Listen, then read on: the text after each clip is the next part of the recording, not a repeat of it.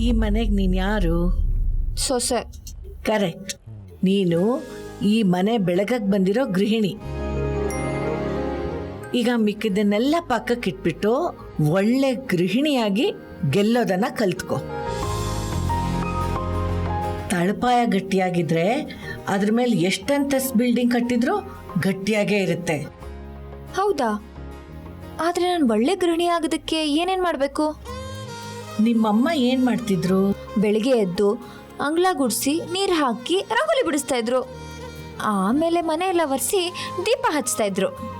ಆಮೇಲೆ ಹಾಲು ತಂದು ಬಿಸಿ ಬಿಸಿ ಕಾಫಿ ಮಾಡ್ಕೊಡ್ತಿದ್ರು. ಆಗ ನಮ್ಮ ಅಪ್ಪನ ಮುಖ ನೋಡ್ಬೇಕಿತ್ತು, ಫುಲ್ ಇಂಪ್ರೆಸ್ ಆಗ್ತಿದ್ರು. ಈಗ ನೀನ್ ಮಾಡ್ಬೇಕಾಗಿರೋದು ಇದೆ. ಆದ್ರೆ ನಾನಿಲ್ಲಿ ಯಾರಿಗೂ ಇಂಪ್ರೆಸ್ ಮಾಡೋದಕ್ಕಾಗ್ಲಿ ಗೆಲ್ಲೋದಕ್ಕಾಗ್ಲಿ ಇದೆಲ್ಲ ಕೇಳ್ತಿಲ್ಲ. ಪೆದ್ದಿ, ಇದನ್ನೆಲ್ಲ ಯಾವ ಗೃಹಿಣಿನೂ ಇಂಪ್ರೆಸ್ ಮಾಡೋಕ್ಕೋಸ್ಕರ ಮಾಡೋದಿಲ್ಲ. ಕರ್ತವ್ಯ ಅಂತ ಮಾಡ್ತಾರೆ. ಕರ್ತವ್ಯ ಪಾಲನೆ ಸರಿಯಾಗಿದ್ರೆ ನೀನ್ ಬೇಡ ಬೇಡ ಅಂದ್ರೂ 4 ಜನ ಗುರುತಿಸ್ತಾರೆ. ಅಷ್ಟೇ ಅಲ್ಲ, ಇಂಪ್ರೆಸ್ಸೂ ಆಗ್ತಾರೆ. ಈಗ ನೀನು ಇದನ್ನೆಲ್ಲ ಕರ್ತವ್ಯ ಅನ್ಕೊಂಡ್ ಮಾಡು. ದಿನ ಮಾಡ್ತಾ ಮಾಡ್ತಾ ಅಭ್ಯಾಸ ಆಗಿ ತಪ್ಪುಗಳಾಗೋದು ಕಡಿಮೆ ಆಗುತ್ತೆ. ಪರ್ಫೆಕ್ಷನ್ ನನ್ನ ಮಗ ಹೇಳ್ದಾಗೆ ತಾನೇ ಬರುತ್ತೆ, ಗೊತ್ತಾ? ಆಮೇಲೆ ಈಗಿಷ್ಟು ಮಾಡು, ಮಿಕ್ಕಿದ್ದ ನಾನು ಆಮೇಲೆ ಹೇಳ್ತೀನಿ.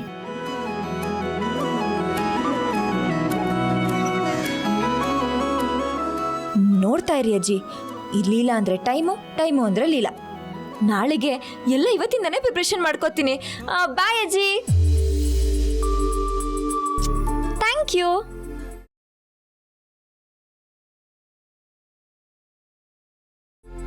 ಮಾಡೋ ಕೆಲಸನ ಮನ್ಸಿಟ್ ಮಾಡಿದ್ರೆ ಮಹಾದೇವನೂ ಅಸ್ತು ಅಂತಾನಂತೆ.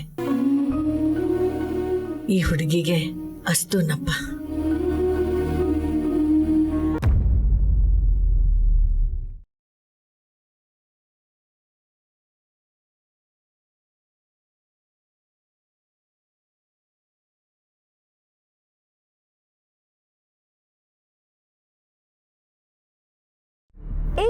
ಎದ್ದೇಳ್ಬಿಡಿ, ನೀವು ಎದ್ದೇಳಕ್ಕಿನ್ನೂ 5 ನಿಮಿಷ ಟೈಮ್ ಇದೆ.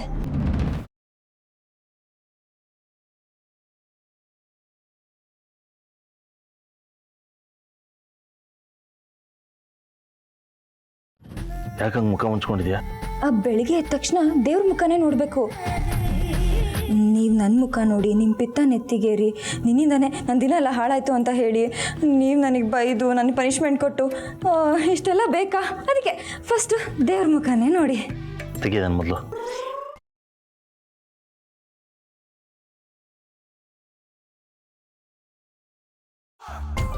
ಏನು ಬಂದಿತ್ತು? ಆ್ಯಕ್ಚುಲಿ ನೀವು ಬೆಳಿಗ್ಗೆ ಎದ್ದ ತಕ್ಷಣ ಏನು ಕುಡಿತೀರಾ ಅಂತ ಕೇಳಬೇಕಿತ್ತು.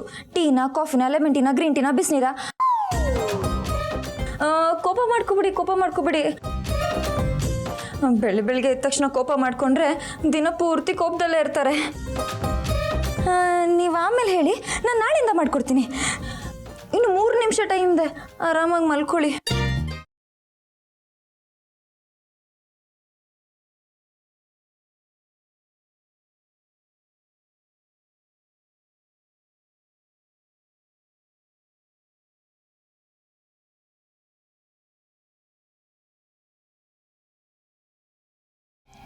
ಅಯ್ಯೋ, ಇಷ್ಟು ಬೇಗ ಬೆಳಕಾಗ್ಬಿಟ್ಟಿದೆ.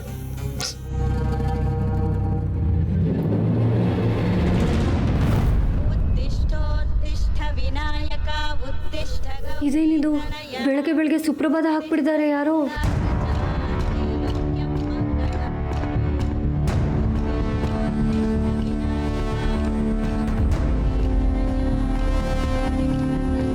ಅಕ್ಕ,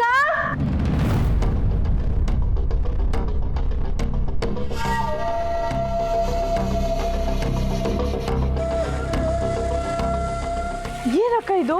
ಬೆಳಗ್ಗೆನೆ ಯಾರೋ ಕಸ ಗುಡಿಸಿ ನೀರು ಹಾಕಿ ರಂಗೋಲಿ ಹಾಕ್ಬಿಟ್ಟಿದ್ದಾರೆ. ಇವತ್ತೇನು ಹಬ್ಬನಾ? ಇವತ್ತು ಯಾವ ಹಬ್ಬನೂ ಇಲ್ಲ. ನಮ್ಮ ದುರ್ಗಾಕ್ಕನೇ ನಮ್ಗೆ ಈ ಥರ ಎಲ್ಲ ಸರ್ಪ್ರೈಸ್ ಕೊಡಬೇಕು ಅಂತ ಇಷ್ಟೆಲ್ಲ ಮಾಡಿರ್ತಾರೆ ಅಲ್ವಾ ದುರ್ಗಾಕ್ಕ? ಸುಮ್ಮನಿರಿ, ಏನೇನೋ ಹೇಳಬೇಡಿ. ನಾನು ಈಗಷ್ಟೇ ಎದ್ದು ಬಂದಿದ್ದೀನಿ, ಇನ್ಯಾವಾಗ ರಂಗೋಲಿ ಹಾಕಲಿ? ಹೌದಲ್ವಾ? ಮತ್ತೆ ಇಷ್ಟು ದೊಡ್ಡ ರಂಗೋಲಿ ಯಾರು ಹಾಕಿರ್ಬೋದು? ಹಾ, ಗೊತ್ತಾಯ್ತು. ಯಾರು? ಯಾರೋ ಹೊಸ್ದಾಗಿ ಕೆಲ್ಸಕ್ಕೆ ಬಂದಿರ್ತಾರೆ. ಹೊಸ್ದಲ್ವಾ, ಅಕ್ಸ ಬಟ್ಟೆನ ಎತ್ತಿ ಎತ್ತಿ ಒಗ್ದಂಗೆ ರಂಗೋಲಿನ ಹಾಕಿರ್ತಾರೆ. ನಾವು ಸುಮ್ಮನೆ ತಲೆ ಕೆಡ್ಸ್ಕೊಂತಾ ಇದೀವಿ. No chance. ನನಗೆ ಗೊತ್ತಿಲ್ಲದೆ ಈ ಮನೇಲಿ ಹೊಸ ಕೆಲಸದವ್ರು ಬರೋಕ್ಕೆ ಸಾಧ್ಯನೇ ಇಲ್ಲ.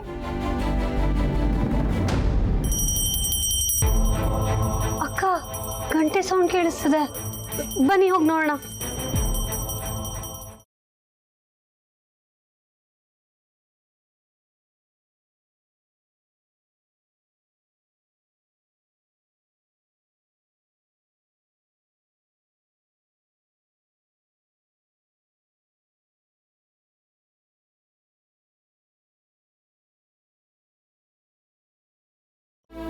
ಇದೇನಕ್ಕ ಇದು?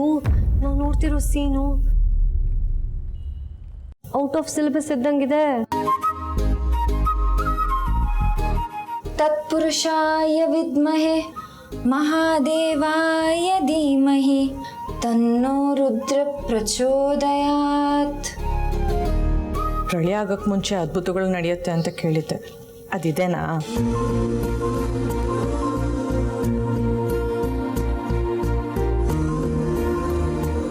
ಅದ್ಭುತನೂ ಇಲ್ಲ, ಏನೂ ಇಲ್ಲ. ಹೊಸ ನಾಟಕ ಶುರು ಮಾಡಿದ್ದಾಳೆ.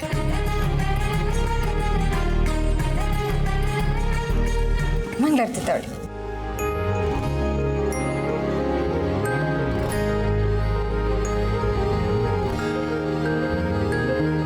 ಓ, ಎಲ್ಲರೂ ಈಗ ಬಂದ್ರಾ? ಬನ್ನಿ ಬನ್ನಿ, ಆರತಿ ತಗೊಳ್ಳಿ. ಅವ್ರಿಗೆ ಕೊಡಬೇಡಮ್ಮ. ಯಾಕಜ್ಜಿ? ನೀವೊಂದು ಸ್ನಾನ ಮಾಡಿಲ್ಲ, ಮಡಿ ಇಲ್ಲ, ಹಾಸಿಗೆಯಿಂದ ಸೀದಾ ಎದ್ದು ಬಂದಿದ್ದೀರಾ. ನಿಮಗೆ ಹೇಗಮ್ಮ ಆರತಿ ಕೊಡೋದು? ಹೌದು, ಯಾಕೆ ಲೇಟು? ಇನ್ಮೇಲಿಂದ ಬೆಳಿಗ್ಗೆ 7 ಗಂಟೆಗೆ ಎದ್ದು ಸ್ನಾನ ಮುಗಿಸಿ ಮಂಗಳಾರತಿ ಆಗೋ ಟೈಮಲ್ಲಿ ಎಲ್ಲರೂ ಇಲ್ಲಿರಬೇಕು. ಪ್ರತಿದಿನ 7 ಗಂಟೆಗೆ ಮಹಾಮಂಗಳಾರತಿ ಆಗುತ್ತೆ. ಎಲ್ಲರೂ ಅಷ್ಟರಲ್ಲಿ ಇಲ್ಲಿರಬೇಕು. ರಾತ್ರಿ ಲೇಟ್ ಆಯಿತು, ಪಾರ್ಟಿಗೆ ಹೋಗಿದ್ದೆ, ಕ್ಲಬ್ಗೆ ಹೋಗಿದ್ದೆ ಅಂತೆಲ್ಲ ಕಾರಣ ಕೊಡೋಂಗಿಲ್ಲ. ಅರ್ಥ ಆಯ್ತಾ?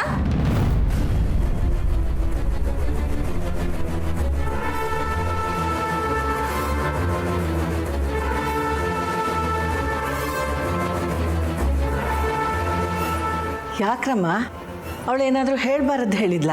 ಹ್ಞೂ ಅನ್ನಕ್ಕೆ ಯಾಕೆ ಬಿಗುಮಾನ?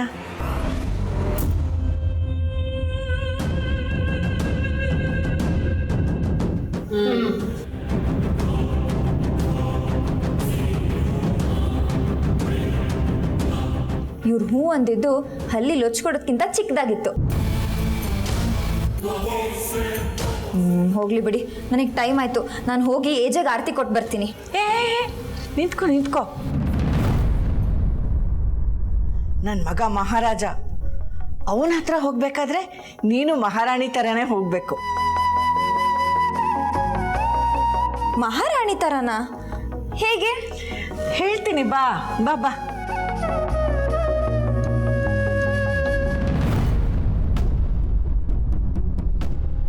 ನೋಡಿದ್ರ ಅಕ್ಕ ಅವಳ ದಿಮಾಗ್ನ? ಈ ಅಜ್ಜಿಯವಳನ್ನ ತಲೆ ಮೇಲೆ ಕೂರಿಸ್ಕೊಂಡು ಮೆರೆಸ್ತಿದ್ದಾರೆ. ಹ್ಞೂ, ಒಂದಿನ ಅವಳು ಬೇಗಿದ್ದಕ್ಕೆ ಅಜ್ಜಿನ ಹಿಡಿದು ನಿಲ್ಸೋದಕ್ಕಾಗ್ತಿಲ್ಲ. ಇನ್ನು ದಿನ ಹೀಗೆ ಆದರೆ ಅವಳನ್ನ ಅದು ಯಾವ ಲೆವೆಲ್ಗೆ ಮೆರೆಸ್ತಾರೋ.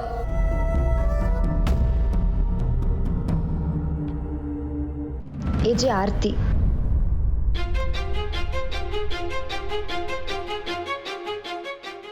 ನೀನು ನನ್ನನ್ನು ಹಸಿರು ಸೀರೆಯಲ್ಲಿ ನೋಡಬೇಕು ಅಂತ ಇಷ್ಟಪಟ್ಟಿದ್ದೆ ಅಲ್ವಾ? ನಿನಗೋಸ್ಕರ ಉಟ್ಕೊಂಡ್ಬಂದಿದ್ದೀನಿ. ನೀನೇ ಕೊಡಿಸಿದ್ದು. ಹೇಗೆ ಕಾಣಿಸ್ತಿದ್ದೀನಿ?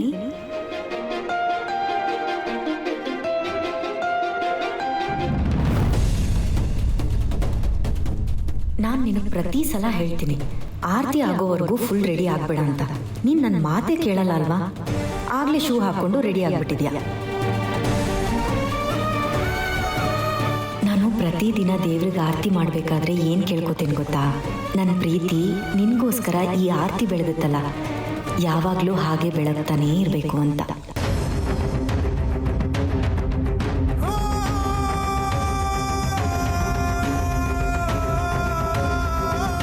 ನನ್ನ ನಿನ್ನ ಪ್ರೀತಿ ಹಾಲು ಜೇನ್ ಥರ, ನೀರು ಮೀನ್ ಥರ, ಆ ಥರ ಈ ಥರ ಅಂತೆಲ್ಲ ಕಂಪೇರ್ ಮಾಡೋ ಥರ ಇರಬಾರ್ದು ಏಜೆ.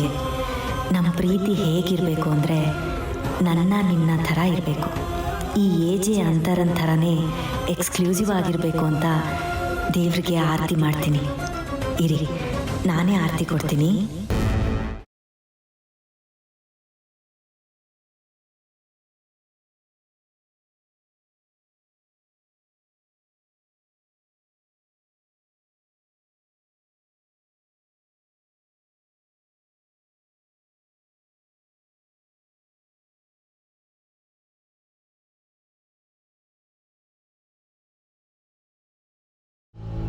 ಆರತಿ ತಗೊಳ್ಳಿ.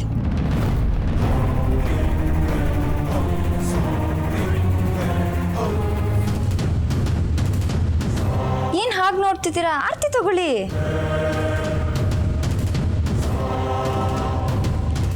ಓ, ನಂಗೆ ಅರ್ಥ ಆಯ್ತು ಬಿಡಿ.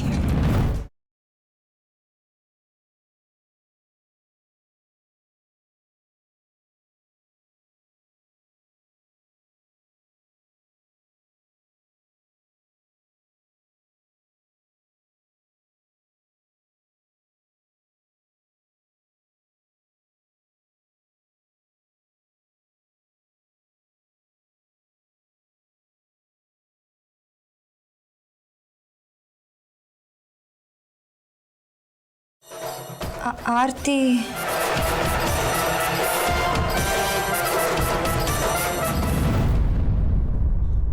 ಈ ಮನುಷ್ಯ ಹೇಗೆ ಅಂತ ಅರ್ಥನೇ ಆಗಲ್ವಲ್ಲ. ಫಸ್ಟ್ ಹಾಫಲ್ಲಿ ಒಂಥರ ಇರ್ತಾರೆ, ಸೆಕೆಂಡ್ ಹಾಫಲ್ಲಿ ಒಂಥರ ಇರ್ತಾರೆ. ನಾನು ಇಷ್ಟೆಲ್ಲ ಮಾಡಿದ್ದೀನಿ, ಪರ್ಫೆಕ್ಟ್ ಆಗಿದ್ದೀನಿ ಅಂತ ಹೊಗಳ್ತಾರೆ ಅಂದ್ಕೊಂಡ್ರೆ ಹೊಗಳೋದಿರಲಿ, ಬೈಲೂ ಇಲ್ಲ. ಅಟ್ಲೀಸ್ಟ್ ಸ್ವಲ್ಪ ಬೈದಿದ್ರೆ ಸಮಾಧಾನ ಆದರೂ ಆಗ್ತಿತ್ತು. ಆದರೂ ಇವ್ರಿಗೆ ಇದ್ದಕ್ಕಿದ್ದ ಹಾಗೆ ಏನಾಯಿತು?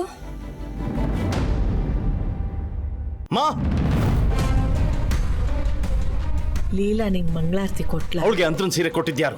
ಅದು ಅಮ್ಮ ಪ್ಲೀಸ್, ಅಂತರನ್ ಸೀರೆನ ಅವಳು ಕೊಟ್ಟಿದ್ಯಾರು? ಯಾಕಪ್ಪ ಇಷ್ಟೊಂದು ಕೋಪ ಮಾಡ್ಕೋತೀಯಾ? ನನ್ನ ಪ್ರಶ್ನೆಗೆ ಇದೆಲ್ಲ ಉತ್ತರ. ನಾನು ಅಂತರನ್ನ ಎಷ್ಟು ಪ್ರೀತಿಸ್ತೀನೋ ಅವಳು ನೆನಪಿರೋ ವಸ್ತುಗಳನ್ನ ಅಷ್ಟೇ ಪ್ರೀತಿಸ್ತೀನಿ ಅಂತ ಗೊತ್ತಿದೆ ತಾನೆ ನಿಮ್ಗೆ? ಅವಳು ಉಪಯೋಗಿಸಿರೋ ವಸ್ತುಗಳಿಗೆ ನನ್ನ ಲೈಫಲ್ಲಿ ಬೇರೆ ಸ್ಥಾನ ಇದೆ ಅಂತ ಗೊತ್ತಿದೆ ತಾನೆ ನಿಮ್ಗೆ? ಗೊತ್ತು ರಾಮ್. ಮತ್ತೆಲ್ಲ ಗೊತ್ತಿದ್ದು ಯಾಕೆ ಹಿಂಗ್ ಆಟ ಆಡ್ತಾ ಇದ್ದೀರಾ? ಮಾತಾಡಿ. ನಿಮ್ಮನ್ನೇ ಕೇಳ್ತಾ ಇರೋದು. ಯಾರು ನನ್ನ ಹೆಂಡತಿ ಸೀರೆ ಕೊಟ್ಟಿದ್ದು? ಮುಗೀತಾ ನಿನ್ ಮಾತು? ಹೌದು, ನಾನೇ ಕೊಟ್ಟಿದ್ದೀನಿ. ಅದ್ರಲ್ಲಿ ಏನಿದೆ ತಪ್ಪು? ಮಾತ್ಗೂ ಅಂತರ ನನ್ನ ಹೆಂಡತಿ ಅಂತೀಯಲ್ಲೋ? ಹಾಗಾದ್ರೆ ಲೀಲಾ ಯಾರೋ? ಬೀದಿಲ್ ಹೋಗೋಳೇನೋ? ಅಂತರ ಹೇಗೆ ನನ್ನ ಸೊಸೆನೋ, ಲೀಲಾನು ಹಾಗೆ ನನ್ನ ಸೊಸೆ.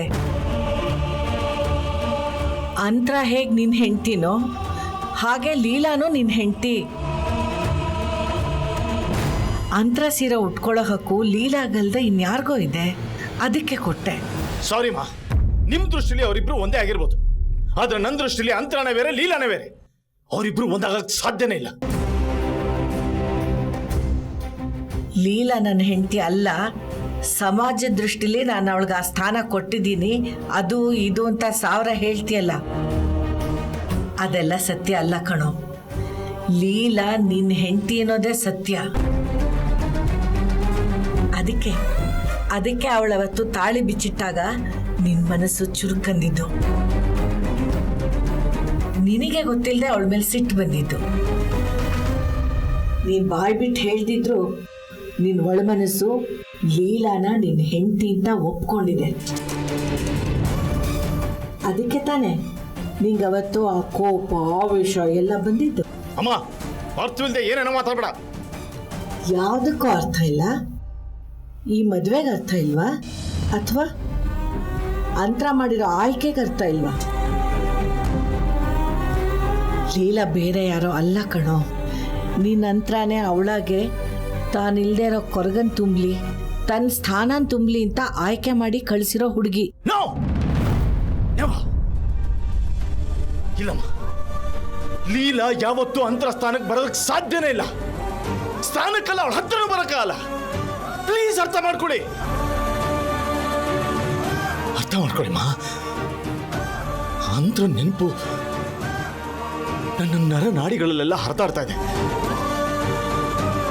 ಅವಳ ನೆನಪು ನನ್ನ ಉಸಿರು ಅಂತೂ ನೆನ್ಪನ್ ಬಿಡೋದು ಅಂತೆ, ನನ್ನ ಪ್ರಾಣ ಬಿಡೋದು ಅಂತೆ. ಇನ್ನೇನು ಮಾತಾಡ್ಬೇಡ, ಏನು ಮಾತಾಡ್ಬೇಡ. ಇದೇ ಕೊನೆ. ಈ ಸೀರೆ ಅಲ್ಲ, ಅಂತರಿಗೆ ಸಂಬಂಧಪಟ್ಟಿರೋ ಯಾವ ವಸ್ತುನು ಯಾರ ಜೊತೆನೂ ಶೇರ್ ಮಾಡ್ಕೊಳ್ಳಲ್ಲ.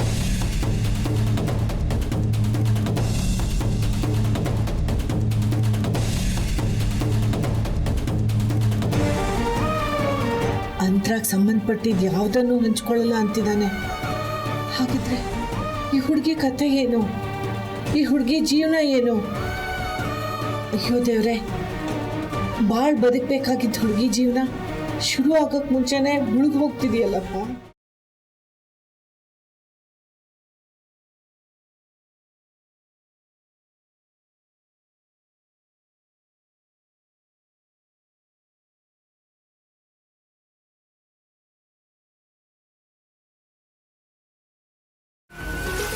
ಅಂತರ ಹೇಗೆ ನಿನ್ ಹೆಂಡ್ತಿನೋ ಹಾಗೆ ಲೀಲಾನು ನಿನ್ ಹೆಂಡ್ತಿ.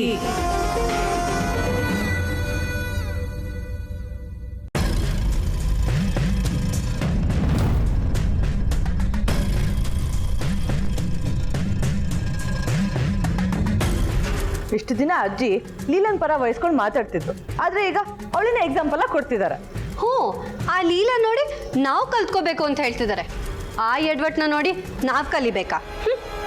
ಏಜೆಗೆ ಮದುವೆ ಮಾಡಿಸ್ಬೇಕು ಅಂತ ನಾವುಗಳು ಅಂದ್ಕೊಂಡು ತುಂಬ ದೊಡ್ಡ ತಪ್ಪು ಮಾಡಿಬಿಟ್ವಿ. ಇವಳು ಬಂದಿದ್ರಿಂದಾನೇ ಇಷ್ಟೆಲ್ಲ ಆಗ್ತಾ ಇರೋದು. ನಿಜ ಅಕ್ಕ, ಅಂತರ ಅತ್ತೆ ಇದ್ದಿದ್ರೆ ಈ ಥರ ಎಲ್ಲ ಕಾಟ ಕೊಡ್ತಿರ್ಲಿಲ್ಲ ಅನ್ಸುತ್ತೆ.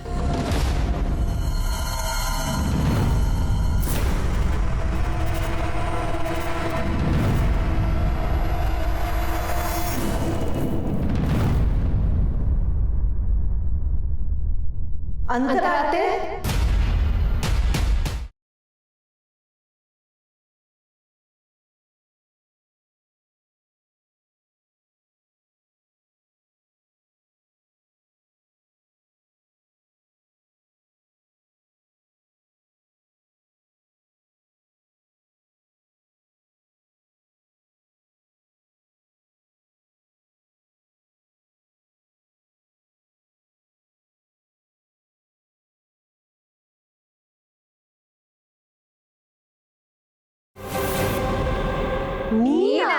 ಹೌದು, ನಾನೇ. ಯಾಕೆ? ಅಂತರ ಅಕ್ಕನ ಥರ ಕಾಣಿಸಿದ್ನಾ?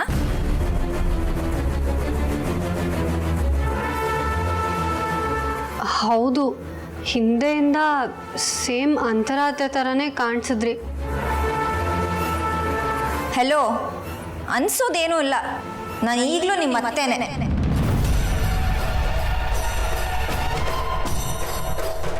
ಅಂತರ ಅಕ್ಕ ನಿಮ್ಮನ್ನು ಹೇಗೆ ಹ್ಯಾಂಡಲ್ ಮಾಡ್ತಿದ್ರೋ ನಂಗೆ ಗೊತ್ತಿಲ್ಲ. ಆದರೆ ನಾನು ಅವರಷ್ಟು ಸಾಫ್ಟ್ ಅಲ್ಲ. ಈ ಲೀಲಾ ತುಂಬ ರಫ್ ಆ್ಯಂಡ್ ಟಫು. ನನ್ನ ಮುಂದೆ ಏನಾದರೂ ನಕ್ರ ಮಾಡಿದ್ರೆ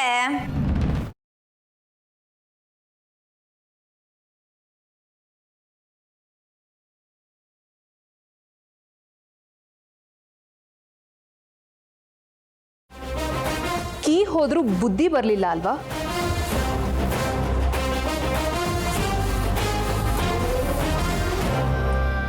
ಹೋಗಿರೋದು ಕೀ ಅಷ್ಟೇ, ಅತ್ತೆ ಅನ್ನೋ ಪವರ್ ಅಲ್ಲ.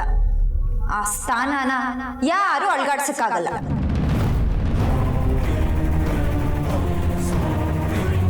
ನೀವು ಹೂ ಅಂದ್ರು ನಾನು ನಿಮ್ಮ ಅತ್ತೇನೆ.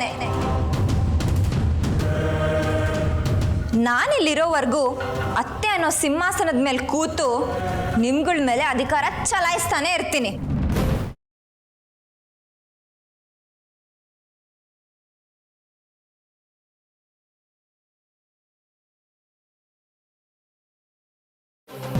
ನಿಮ್ಮ ಕೈಲಿ ಬಸ್ಕಿ ಹೊಡಿಸ್ತಾನೆ ಇರ್ತೀನಿ.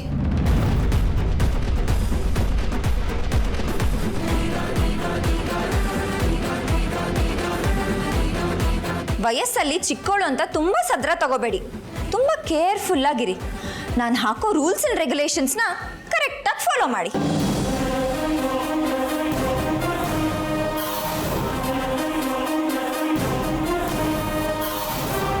ಅಂತರತ್ತೆ ಸೀರೆ ಉಟ್ಕೊಂಡಿದ ತಕ್ಷಣ ಇವಳಿಗೆ ಸೂಪರ್ ಪವರ್ ಬಂದಿದೆ. ಇನ್ನು ಅತ್ತೆಗೆ ಸೇರ್ಬೇಕಾಗಿರೋದಲ್ಲಿ ಇವಳಿಗೆ ಸೇರ್ಬಿಟ್ರೆ ನಮ್ಮನ್ನ ಬುಗುರಿ ತರ ತಿರುಗಿಸ್ಬಿಡ್ತಾಳೆ. ಇಷ್ಟು ದಿನ ಎಡವಟ್ ಲೀಲಾ ಆಗಿದ್ಲು, ಅವಳನ್ನ ಫೇಸ್ ಮಾಡೋದು ನಮಗೇನು ಕಷ್ಟ ಅನ್ನಿಸ್ತಿರ್ಲಿಲ್ಲ. ಆದರೆ ಈಗ ಅಂತರ ಅತ್ತೆ ಥರ ಅಪಿಯರ್ ಆಗಿದ್ದಾಳೆ, ಯಾಕೋ ಕಷ್ಟ ಅನ್ನಿಸ್ತಿದೆ. ಇವಳೇನಾದ್ರೂ ಎಡ್ವರ್ಡ್ ಲೀಲಾಯಿಂದ ಪರ್ಫೆಕ್ಟ್ ಅತ್ತೆ ಆಗ್ಬಿಟ್ರೆ ನಮಗೆ ಉಳ್ಗಾಲೇನೇ ಇಲ್ಲ ಅಕ್ಕ. ಸುಮ್ಮನೆ ಏನೇನೋ ಮಾತಾಡಬೇಡಿ. ಇಷ್ಟೆಲ್ಲ ನಡೀತಾ ಇದ್ರು ಏಜೆ ಯಾಕೆ ಸುಮ್ಮನಿದ್ದಾರೆ? ಇನ್ನೇನು ಮಾಡ್ತಾರೆ, ಅಜ್ಜಿನೂ ತಾಳ ಹಾಕಿರ್ತಾರೆ. ಏಜೇನೆ ಅಂತರ ಅತ್ತೆ ಸೀರೆ ಉಟ್ಕೋ ಅಂತ ಕೊಟ್ಟಿರ್ಬೋದು. ಹಾಗೇನಾದ್ರೂ ಆದರೆ ನಮ್ಮ ಕತೆ ಅಷ್ಟೇ.